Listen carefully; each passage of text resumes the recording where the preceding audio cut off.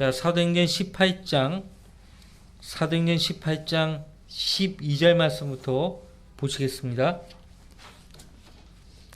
사도행전 18장 12절 말씀부터 17절까지만 제가 받들어 읽겠습니다. 그런데 갈리오가 아카야의 총독이었을 때 유대인들이 일제히 바울을 반대하고 일어나서 그를 재판석으로 끌고 가 말하기를 이 사람이 율법을 어기면서 하나님을 경배하라고 사람들을 선동하나이다라고 하더라.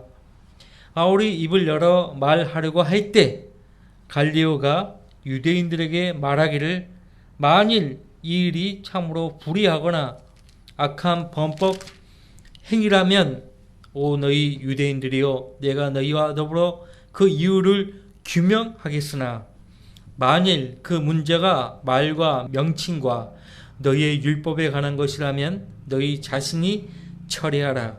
나는 이런 문제에는 재판관이 되고 싶지 아니하노라고 하고 그들을 재판석에서 내보내더라. 그러자 모든 헬라인이 회당장 소스테네를 붙들어다 재판석 앞에서 때리나 갈리오는 이 일에 전혀 상관하지 아니하더라. 회당장이 바뀌었죠.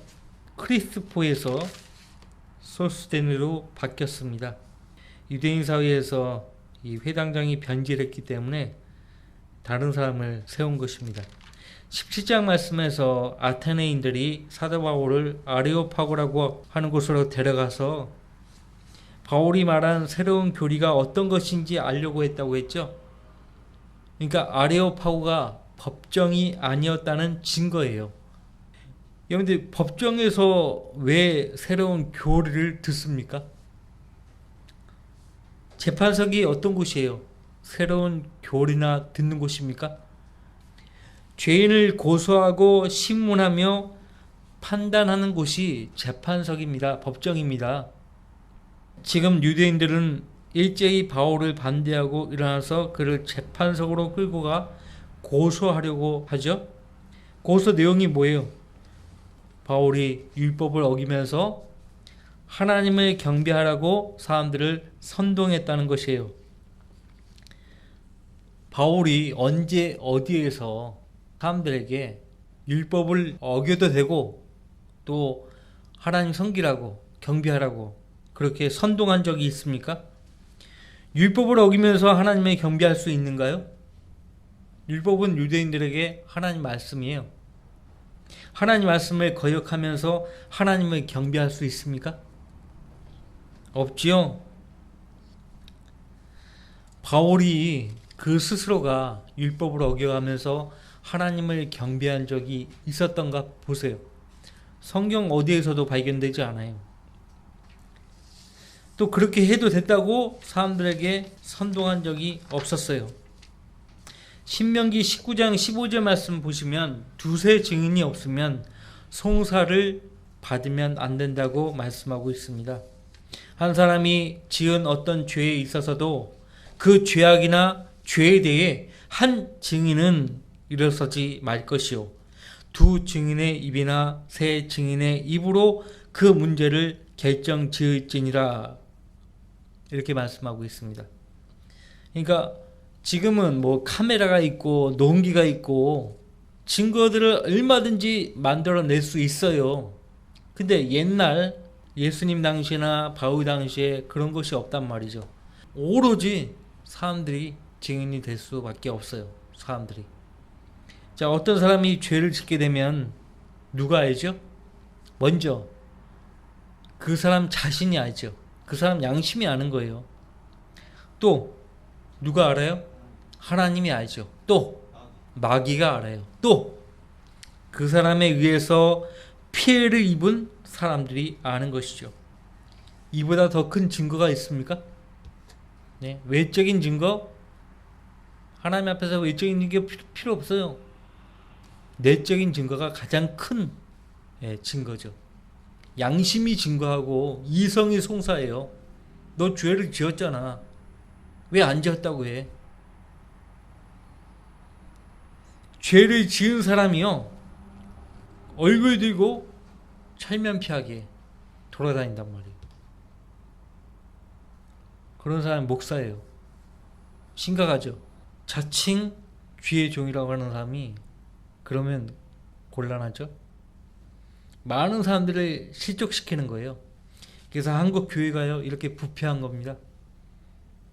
자기 양심조차도 짓눌러 버리는 사람들이 하나님을 돈벌이 수단으로 여기면서 일을 하는 거예요. 그래서 한국 교회가 이렇게 부패된 거예요. 가면 갈수록 성경대로 믿는 교회는요 사람 수가 늘어나야 할 텐데 줄어드는 거예요. 왜 그럴까요? 병든 거예요, 사람들이. 그런데 지금껏 사도 바울은 하나님 앞에서 거리낌이 없는 선한 양심으로 항상 행동해 왔죠. 그는 율법을 어기기보다는 오히려 유대인들을 주님께로 인도하기 위해서 율법에 따라 살아온 것이에요. 그렇지 않았더라면 바울 사도가 고린도전서 9장 20절에 이런 말을 할 수가 없어요. 그런데 고린도전서 9장 20절 말씀 보세요.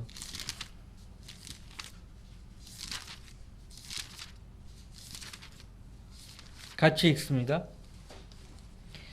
그러므로 내가 유대인들에게 유대인같이 된 것은 유대인들을 얻고자 함이요 율법 아래 있는 사람들에게 율법 아래 있는 것 같이 된 것은 율법 아래 있는 사람들을 얻고자 함이라. 예. 내가 하나님께 율법 없는 자가 아니요 그리스도께 율법 아래 있지만 율법 없는 자들에게 율법 없는 것 같이 된 것은 율법 없는 자들을 얻고자 함이라. 위대한 구령자죠. 사도 바울은 위대한 구령자예요. 사람들을 얻고자 하는 목적이 어디 있어요? 그리스도께로 인도하기 위함이죠. 내가 사람들을 얻으면 뭐 할 거예요? 내가 세력을 키우면 뭐 할 거냐고. 내 영광을 위해서? 하나님 영광을 위해서 그리스도인들이 모여야 되는 거죠. 그죠? 주님의 이름으로 모이는 자리가 초라하면 안 되기 때문에 기도하는 거예요. 자, 무엇이 문제인가 하니까 바울을 고소한 유대인들이 문제예요. 유대인들은 항상 사도 바울이 전파하는 십자가의 복음을 증오했습니다. 바울이 복음을 증거하지 않았더라면 유대인들은 바울을 내버려 뒀을 거예요. 그죠?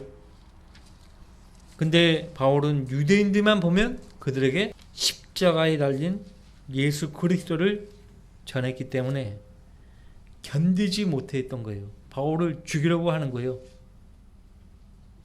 바울이 복음을 전하지 않았더라면 가는 곳곳마다 유대인들이 그를 방해하지 않았을 거예요. 박해하지 않았을 거예요. 자, 유대인들은 항상 표적을 구한다고 했죠. 유대인들은 표적을 구하고 헬라인들은 지혜를 찾지만 우리는 십자가에 못 박히신 그리스도를 전파하노니 이것이 유대인들에게는 거치는 것이 되고 헬라인들에게는 어리석은 것이 되지만 부르심을 받은 사람들에게는 누구예요? 하나님 복음을 위해서 성별된 그리스도의 사람들, 성도들이죠. 부르심을 받은 사람들에게는 유대인들에게나 헬라인들에게나 그리스도는 하나님의 능력이요 또 하나님의 지혜니라. 고린도전서 1장 22절로 24절 말씀이에요. 고린도와 아카야 지역에서는 그 어느 지역에서보다 유대인들이 많았습니다. 그래서 고린도 교회에서만 다른 지역 교회들에 보내는 편지 내용을 보면은 고린도 교회에서 표적으로 주어진 은사들이 나오죠. 또 특히 방언의 은사. 근데 다른 지역 교회에 보내는 편지에는 방언이 나와 있지 않습니다. 로마서, 에베소서, 빌립보서, 골로새서, 데살로니가 전후서 없어요. 방언이 없어요. 방언의 은사가 나온 서신은 고린도 전후서예요. 유일해요. 왜? 그 교회에 유대인들이 속해 있기 때문에 그래요. 믿음을 확고하게 가진 유대인들이 속해 있으면 상관이 없는데 믿음이 확고하지 않은 사람들이 있는 거예요. 14절 말씀 보시니까 유대인들이 율법을 어기면서 하나님 경배하라고 사람들을 선동한다고 고소하니까요. 그때 바울이 입을 열어서 말을 하려고 하는데 총독 갈리오가요, 말할 기회를 안 주는 거예요. 원고만 듣고 피고 말을 안 들으면 의로운 재판관이 아니죠. 피고에게 변명할 기회를 줘야죠. 그죠? 공정한 재판 자리라면 피고에게도 말할 수 있는 기회를 줘야 되는 거예요. 근데 전혀 안 주고 있어요. 무시해버리고 있어요. 갈리오는 네로 황제의 가정 교사였던 아주 유명한 세네카의 형제였습니다. 갈리오는 정교 분리의 원칙을 실행할 줄 알았죠. 거기 이제 뭐라고 이야기하는가 보세요. 14절. 만일 이 일이 참으로 불의하거나 악한 범법 행위라면 오 너희 유대인들이여, 내가 너희와 더불어 그 이유를 규명하겠으나 만일 그 문제가 말과 명칭과 너희의 율법에 관한 것이라면 너희 자신이 처리하라. 나는 이런 문제에는 재판관이 되고 싶지 아니하노라고 하고 그들을 재판석에서 내보내더라. 너희 유대인들의 문제잖아. 왜 이거를 우리한테 가지고 왔어? 너희들 손에서 해결할 수 없는 문제야? 갈리오는 정치와, 그러니까 국가와 교회, 종교 이런 분리의 원칙을 알고 있었던 사람이에요. 국가가 교회를 간섭할 수 없어요. 교회 역시 국가를 간섭할 수 없습니다. 깊숙이 관여해서는 안 되는 거예요. 근데 어떻게요? 정치 목사들이 깊숙이 관여하죠. 다만 하나님께서 국가를 통치하도록 주신 권세를 잘못 사용할 때는 말씀의 칼로 지적은 할 수 있죠. 왜? 하나님 말씀은 잣대거든요. 사회, 정치, 경제, 학문, 문화, 세상의 이 모든 것들을 하나님 말씀은 판단할 수 있어요. 영적인 사람만 이 말씀으로 판단할 수 있어요. 성경은 이 세상에서 유일무이한 잣대입니다. 잣대예요. 하나님 말씀으로 다 판단받을 수 있어요. 판단할 수 있어요. 너무 우리 목사님이 세상 정치에 관여하려고 하는데 정치에 관여하는 게 아니야. 말씀으로 판단하는 거, 판단하고 있는 거예요. 예. 그러니까 정치 목사들이 무지한 부분이 뭐냐면 신정 통치냐 아니냐 이걸 구분 못하는 거예요. 이스라엘 민족은 하나님이 통치하는 나라죠. 그죠? 근데도 인간 왕을 하나님께 요구했잖아요. 그래서 하나님이 허락하신 거거든요. 그건 하나님의 직접적인 뜻이 아니에요. 사울왕. 결국 하나님이 사울왕을 세운 것에 대해서 후회하시잖아요. 사울왕이 겸손하게 하나님이 자기를 왕으로 부르신 것에 대해서 감사하고 율법에 따라 복종하고 백성을 지혜를 가지고 다스렸다면 문제가 일어나지 않았죠. 지역교회에서 일어난 문제는요, 지역교회 안에서 해결해야 되는 것이에요. 교회의 문제를 세상 법정에 가지고 가는 것은 부끄러운 거예요. 그렇죠? 바울 사도가 고린도전서 6장에서 그렇게 말하고 있죠. 부끄러운 거예요. 근데 어떤 사람이 교회의 말도 듣지 않게 되면 교회는 그를 세리와 이교도로 여기라고 주님께서 말씀하셨기 때문에 어떤 문제들은 세상 법의 도움을 받아서 해결을 하려고 하는 경우가 있죠. 하지만 그런 경우가 아니라면 교회 문제들은 교회 안에서 해결해야 하는 것이에요. 그러니까 이 때문에 교회 안에서는 말씀으로 의롭게 판단할 수 있는 역량을 가진 사람들이 반드시 있어야 되겠죠. 근데 고린도 교회에서는 그런 사람들이 없어서 바울 사도에게 책망을 받은 것이에요. 고린도전서 6장 1절로 8절까지의 내용을 보시면 책망받는 거예요. 근데 이 본문의 사도 바울을 재판석으로 데리고 간 유대인들이 자기들의 율법에 따라 공명정대하게 판단하지 못하고 아카야 총독의 법정에 바울을 세운 거예요. 얼마나 부끄러운 것입니까? 유대인들이 가는 곳곳마다 해야 할 일이 뭐예요? 하나님을 증거하는 거예요. 하나님이 나의 증인들로 세웠다고 이사야서에서 말하고 있잖아요. 그 여호와 증인이 누구냐니까 유대인들이에요. 유대인들. 근데 유대인들이 살아계신 하나님을 온전히 증거하지 못하고 있잖아요. 누가 증거해요?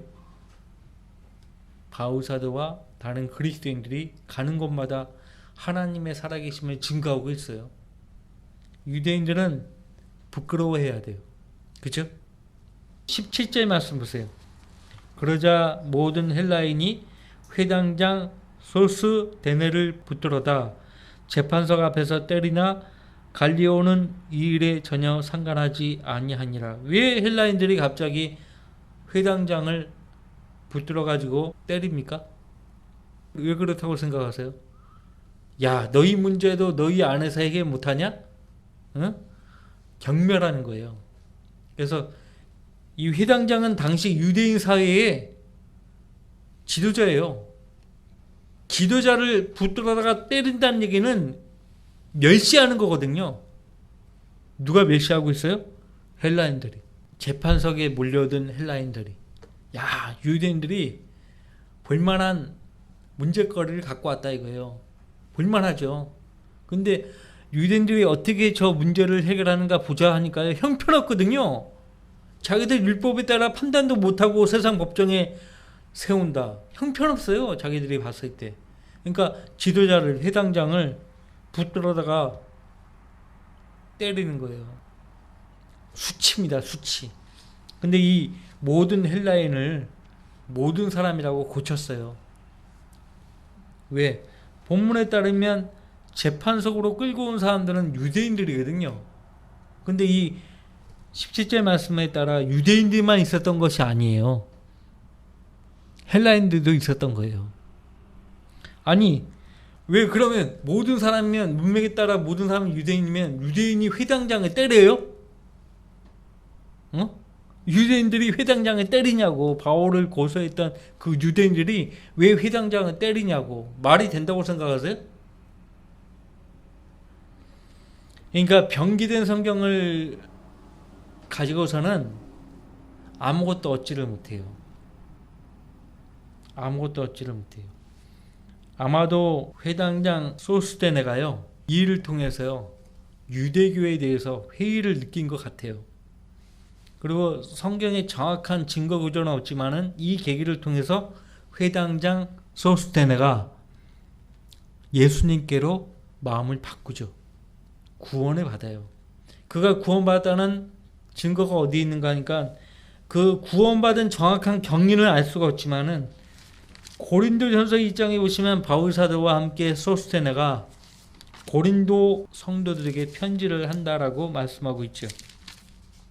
하나님의 뜻에 의해 예수 그리스도의 사도로 부르심을 받은 바울과 우리의 형제 소스테네는, 이 소스테네가 회당장이에요. 회당장. 바울은 아카야, 이 고린도에서 2명의 회당장을 주께로 인도한 거예요. 유대 사회에서는 큰 손실이죠. 손실. 그죠? 큰 손실이에요. 지도자를 2명이나 잃어버렸으니까 손실이에요. 자, 18절. 그 후 바울은 여러 날을 더 머물다가 형제들과 작별을 하고서, 여기서 형제들은 실라와 디모데죠. 배를 타고 거기서 시리아로 떠나는데 프리스킬라와 아킬라도 동행하더라. 부부죠? 어떤 말씀에는 아킬라가 먼저 나오고 프리스킬라가 아내인데 뒤에 나오는데, 어떤 말씀들을 보면 프리스킬라가 먼저 나와요.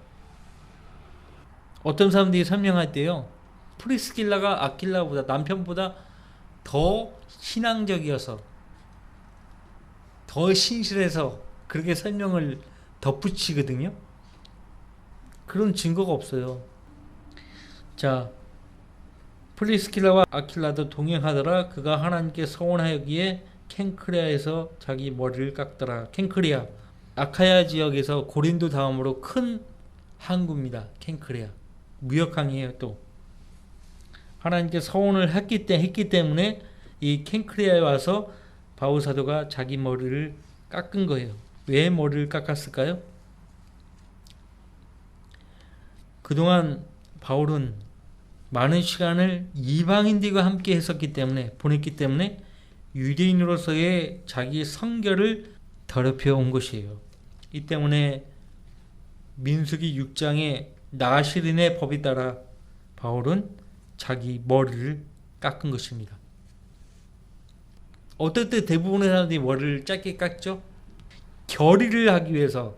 일단은 하나님께 서원했다는 것 자체가 마음의 큰 결심이죠. 로마서 16장에 따르면 켄크레아에서도 지역교회가 있었습니다. 켄크레아. 고린도에서 바울과 1년 6개월을 함께한 프리스킬라와 아킬라가 시리아로 가는 배에 함께 올랐어요. 바울이 가는 곳마다 동역을 하는 거예요. 동행하는 거예요. 어떻게 생각하세요? 이사를 하는 겁니다. 바울이 고린도에 있을 때 1년 6개월을 함께 있었죠. 근데 바울이 예루살렘으로 가려고 하니까 같이 함께 동행하는 거예요. 이런 가정이 이 세상에 있습니까? 별로 없죠. 별로 없어요. 그런데 이 바울과 이 부부의 그 생업이 뭐라고 했어요? 천막을 만드는 일이에요. 천막을 만들려면 바늘만 갖고 있으면 돼요. 재료는 어디 가나 있어. 구할 수 있어. 바늘만 갖고 다니면 되는 거예요. 예. 바늘이 또 익숙하지 않으면은 안 되니까 바늘 한 가지만 딱 갖고 다니면 어디에서나 천막을 만들 수가 있으니까요. 이 부분은 고린도에서부터 바울의 동역자가 되었죠. 로마서 16장 4절 말씀에 따르면 이 부부는 바울의 생명을 위해서 자기들의 목을 내어놓았을 뿐만 아니라 이방인들의 모든 교회들도 그들에게 감사를 한다고 말하고 있어요. 거기 로마서 16장 4절 말씀과 고린도서 16장 19절 말씀 보시면 이 부부가요, 자기들의 집을 교회 장소로 제공했던 모양이에요. 교회 장소로. 쉽지 않죠? 어떻게 자기들이 머무는 그 가정을 교회 성도들을 위해서 내어줄 수 있겠냐고요. 근데 그렇게 한 거예요. 자기들이 가지고 있는 모든 것을요, 성도들을 위해서 내어주는 거예요. 참 대단한 부부죠. 그래서 그리스도 안에 있는 모든 부부들은 이 아킬라와 프리스킬라, 이 부부를 본으로 모델로 삼을 필요가 있습니다. 바울이 켄크레아에서 머리를 깎았다는 데서 그가 유대인으로서의 간증을 잃지 않기 위해서 일부러 율법에 따라 머리를 깎은 것이에요. 이래도 바울이 율법을 어긴다고 고소할 수 있겠는 것인가? 심지어는 21절 말씀 보시면 오순절 명절을 지키기 위해서 예루살렘으로 가겠다는 말을 바울 사도가 합니다. 이래도 바울이 율법을 어겼다고요? 그러면서 하나님을 경배하라고 사람들을 선동했다고요? 확실한 증거를 제시해야죠. 확실한 증거를. 19절, 그 후 에베소에 와서 일행들을 그곳에 남겨두고, 여기 일행들은 프리스킬라와 아킬라죠. 자신만이 회당에 들어가 유대인들과 변론하니라. 항상 그래왔죠. 20절, 에베소에 있는 사람들이 자기들과 함께 더 머물러 달라고 그에게 간청할 때 승낙하지 않고, 여기서 에베소에 있는 사람들이 구원받은 사람들이라고 생각하면 안 되고요. 좀 더 자기들에게 구원의 진리를 알려달라고 요청한 거예요. 좀 더. 우리와 함께 머물면서 좀 더 많은 시간 동안 당신이 우리에게 말했던 대로 구원의 진리를 더 많이 알려달라고. 얼마나 갈급한 거예요. 이런 사람들이 지금 있습니까? 없어요. 찾아보기 힘들어요. 점점 힘들어요.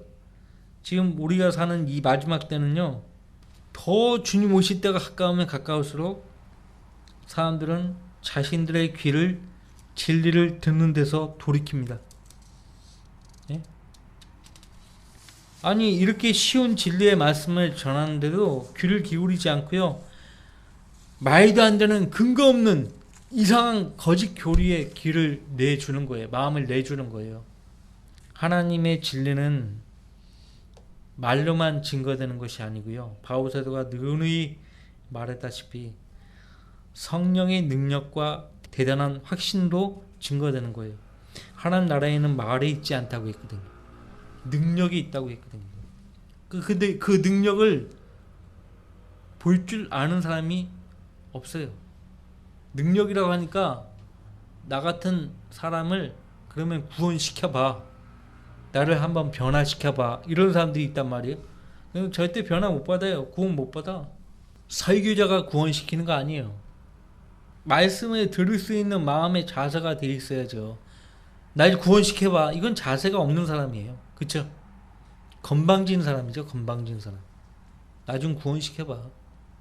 설교 들을 때 막 노트 필기 하는 사람이 있거든요. 그건 설교 듣는 사람 자세 아니에요. 하나님 말씀을 설교하고 있죠. 성경 공부할 때는 노트 필기해야 돼요. 설교는 듣는 거예요. 듣는 거. 노트 필기 잘하는 사람들 치고 노트 다음에 보는 사람들 별로 많지가 않아요. 필기할 때뿐이에요. 내 말이 틀리는가 보세요. 다 귀를 기울이고 귀로 듣고 마음으로 새기는 것이에요. 머물러 달라고 에베소 사람들이 요청하니까 승낙하지 않고 21절에 그들과 헤어지면서 말하기를 내가 어떠한 일이 있어도 다가오는 이 명절을 오순절이에요. 20장 16절 말씀 보시면 오순절이라고 되어 있어요. 다가오는 이 명절을 예루살렘에서 지키리라. 그러나 하나님의 뜻이면 여러분에게로 다시 돌아오리라 하고 에베소에서 배를 타고 떠나니라. 하나님의 뜻이면. 여러분들 우리 계획은 항상 하나님의 뜻대로 하고자 하는 올바른 자세에 근거해야 합니다. 왜냐하면 우리의 삶은 항상 하나님의 구도, 하나님의 계획에 따라 전개되어 가기 때문에 그래요. 우리 삶이 우리 생각대로 우리가 계획한 대로 진행이 된다면 하나님께서 우리의 삶에 개입하실 필요가 없어요. 그렇죠? 하지만 하나님은 자신의 자녀들의 삶을 주관하십니다. 이러한 삶의 관조가 없는 사람들에게 사도 야고보가 야고보서 4장에서 이렇게 권면하고 있죠. 이제 오라. 오늘이나 내일 우리가 어느 성읍으로 가서 거기서 1년쯤 지내며 사고 팔아 수익을 올리라 하는 자들이여, 너희가 내일 일어날 일을 알지 못하나니 너희 생명이 무엇이냐? 잠깐 보이다가 사라지는 안개니라. 오히려 너희가 주께서 원하시면 우리가 살겠고 또 이것이나 저것을 할 수 있으라고 말해야 할 터인데 이제 너희가 너희의 자만 가운데 기뻐하고 있으니 그러한 기쁨은 다 악하니라. 그러니까 자기 삶의 계획 가운데 하나님이 없는 사람들은요, 자만한 사람들이에요. 교만한 사람들이에요. 다 배워놓고 자기 인생에서 가장 중요한 시기 때는 하나님을 제쳐놓고 자기 생각대로 하는 사람들이 있어요. 성경대로 믿는 사람들 안에서 그런 사람들이 있어요. 다 알아요. 다 말씀을 통해서 배워놓고 그 중요한 시기에 믿음을 행사해야 되는 그 시점에서는 믿음을 행사하지 못하는 사람들이 있어요. 왜 그럴까요? 지혜가 없는 거예요. 지식적으로 아는 거는 많은데 그 지식을 삶에 옮기는 적용 능력이 없는 거죠. 하나님의 지식을 삶으로 옮길 수 있는 능력, 적용 능력, 이런 능력을 가진 사람을 우리는 지혜로운 사람이라고 말을 합니다. 그리고 하나님과 이것이 어떤 관계가 있는가, 이것을 아는 능력이 명철이에요. 하나님 이런 걸 싫어해. 하나님 이런 거 좋아하셔. 싫어하는 거예요. 싫어하니까 악에서 떠나는 거예요. 그래서 명철이라고 하는 거예요. 여러분 그 22절 말씀 보세요. 그리하여 카이사랴에 데렸다가 올라가 교회에 문안하고, 예루살렘 교회입니다. 예루살렘이 이스라엘의 중심이죠. 안티옥으로 내려가더라. 안티옥은 사실 예루살렘의 북쪽에 위치해 있어요. 근데 예루살렘이 도읍이기 때문에 도읍을 기준으로 하면 다 이 도읍을 향해서 올라가는 거고 내려가고 하는 거예요. 서울로 올라간다, 한양으로 올라간다 하잖아요. 또 내려간다 하잖아요. 23절부터는 바울의 3차 선교 여행입니다. 23절부터 19장 마지막 절까지 바울의 제3차 선교 여행이죠. 거기에서 얼마간 있다가 떠나서 차례로 갈라디아와 프루기아 온 지방을 다니며 모든 제자를 강건케 하더라. 전에 복음을 전했던 곳에 다시 방문한 거예요. 다시 육로로 해서 올라가서 방문한 것입니다. 갈라디아, 지금은 이제 터키의 중서부 지역이에요. 프루기아, 흑해 연안에서 좀 중앙으로 내려오면 프루기아가 있어요. 프루기아. 거기까지 걸어 올라간 거예요. 그런데 24절, 알렉산드리아 태생인 아폴로라고 하는 어떤 유대인이 에베소에 왔는데 언변이 유창하고 성경에 밝은 자더라. 이 사람이 주의 도를 배웠으며 영 안에서 열심을 내었고 주의 의들을 정확하게 말하고 가르치나 요한의 친례만 알고 있더라. 모든 성경을요, 구약 성경을요, 요한이 전파한 회개의 친례에만 맞춰가지고 가르쳤던 거예요. 모든 구절을 칼빈주의자들이 칼빈의 예정론에 맞춰서 모든 성경 구절을 해석하듯이 아폴로도 구약에 있는 모든 말씀을 침례인 요한이 전했던 회개의 친례의 교리에만 맞춰가지고 전했다는 것이에요. 근데 19장에 보시면은 바울 사도가 아폴로의 제자들을 만나잖아요. 응? 너희가 믿은 후에 성령을 받았냐고 했을 때 성령을 들은 적이 없다 그러잖아요. 그러니까 아폴로 제자가 그랬다면 그들의 스승 아폴로도 역시 언변이 유창하고 성경에 밝은 자였고 주의 도를 배웠고 영 안에서 열심을 내었고 주의 의들을 정확하게 말하고 가르쳤지만 구원받지 않은 거예요. 우리가 사도행전을 쭉 읽어봤지만요, 경건하고 하는 두려워했던 사람들도 구원 안 받은 사람들이 수두룩했죠. 대표적으로 이탈리아 백부장 코넬류, 구원 안 받을 수 있다는 거죠. 열심히 교회만 다니면 뭐예요? 구원 안 받았는데. 근데 26절, 그가 회당에서, 아폴로가 회당에서 담대하게 말씀을 전하기 시작할 때, 그러니까 아폴로는 그래도 다른 유대인들에 비하면 나은 사람이죠. 그죠? 시작할 때 아킬라와 프리스킬라가 그의 말을 듣고 그를 형제들에게 데려가서 그에게 하나님의 도를 더욱 정확하게 설명해 주니라. 자, 앞에 18절에서는 프리스킬라가 먼저 나왔는데 여기 26절에서는 남편 아킬라가 먼저 나왔어요. 그러니까 아내를 먼저 언급한 것은 그녀가 남편보다 신앙심이 더 깊어서가 아니에요. 깊어서가 아니라고. 내가 볼 때는 이 두 사람은요, 완전 혼연일체야. 응? 남편이나 아내나 누가 봐도 똑같아. 그러니까 어떨 때는 남편이 먼저 나오고 어떨 때는 아내가 먼저 나와. 그렇게 생각하지 않아요? 난 그렇게 생각해요. 아내가 먼저 신앙심이 깊었다 그러면 일관되게 프리스킬라를 먼저 언급해야지. 그렇죠? 어떨 때는 남편이 먼저 나오고 어떨 때는 아내가 먼저 나오고. 그러니까 둘 다 혼연일체의 부부로 활동한 거예요. 누가 봐도 똑같이 본 거예요. 남편의 믿음이나 아내의 믿음이나 똑같았어요. 주님을 섬기는 그 자세는 똑같은 거예요. 부부는 한 몸이에요. 생각도 하나예요. 마음이 하나예요. 근데 그 생각이 나눠지고 마음이 나눠지면 더 이상 부부가 될 수 없죠. 같은 침대에 누워 자도 마음과 생각이 나눠져 버리면 그 가정은 올바로 설 수가 없어요. 근데요, 마귀가 그렇게 접근합니다. 먼저는 마음과 생각을 나눠버리죠. 그러면 같이 살 수가 없어요. 힘들어요. 그러니까 이혼하는 거예요. 이혼할 바에 뭐하러 결혼했냐고. 그러니까 서로의 신뢰를 저버리는 행동을 하면 안 돼요. 부부라면. 절대 안 돼요. 하나님이 짝지어 주신 사람들은요, 사람들이 결코 나눌 수 없다고 했어요. 하나님이 짝을 지어줬는데 자기들이 헤어진다? 그럼 불행의 시작이에요. 불행이라고 봐요, 나는. 그 사람들. 이혼하는 순간 불행이에요. 이혼을 계획하는 그 순간부터 불행이에요. 끝나는 거예요, 그냥. 하나님이 축복하지 않아요. 그래서 또 다른 사람 만나갖고 가정을 이뤄도 하나님 축복하지 않아요. 하나님이 두 사람을 짝져줬어요. 그런데 왜 지들이 나누냐고. 예? 왜 헤어지냐고. 그럼 더 이상 하나님이 그 두 사람의 삶에 대해서 간섭하지 않아요.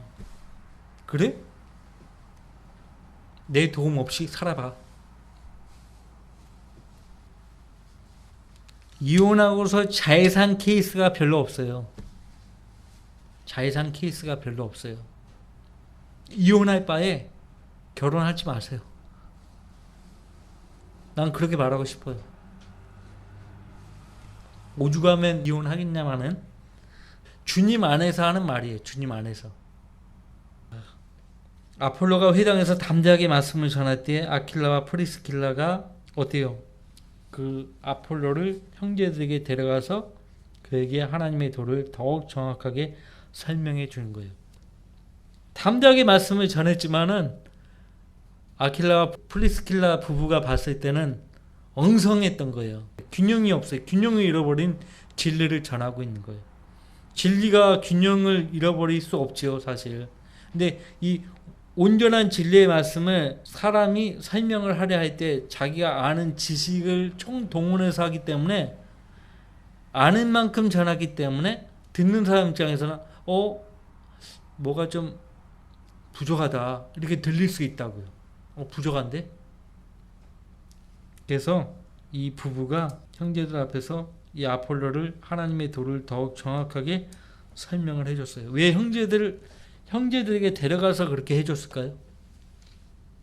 이 두 부부만 아폴로에게 가서 설명을 하려고 한다면 아폴로가 아마 들으려고 하지 않았을 거예요. 그죠? 형제들에게 데려가서 그들 앞에서 설명을 해주는 거예요. 그러니까 잘 받아들이죠. 이 부부가 바울의 동역자라는 이유만으로 그렇게 마음대로 할 수 없잖아요. 그러니까 형제들 앞에서 한 거예요. 형제들 앞에서. 프리스킬라와 아킬라는요, 바울이 고린도에서 1년 6개월 동안 머물면서요, 바울이 가르치는 그 교리들을 잘 배운 거예요. 양육을 잘 받은 거예요. 그래서 이렇게 아폴로라는 사람에게 가르칠 수 있었던 거예요. 디모데에게 바울이 편지하기를 가르치면은 가르침 받은 사람들이 또 다른 사람들을 가르칠 수 있을 것이라고 디모데후서 2장 2절에서 말하고 있죠. 배웠으면은 가르치고 또 가르침 받은 사람들이 또 다른 사람들에게 가르치는 거예요. 그렇게 해서 우리에게까지 온 거예요. 신약 교회의 진리가요, 우리에게까지 전수되어 온 것이라고요. 가르쳐 온 것이에요. 마지막 때의 목사는요, 교사예요. 목사, 교사예요. 목사가 가르치는 사람이에요. 그래서 목사라고 하는 거예요. 자, 기도합시다.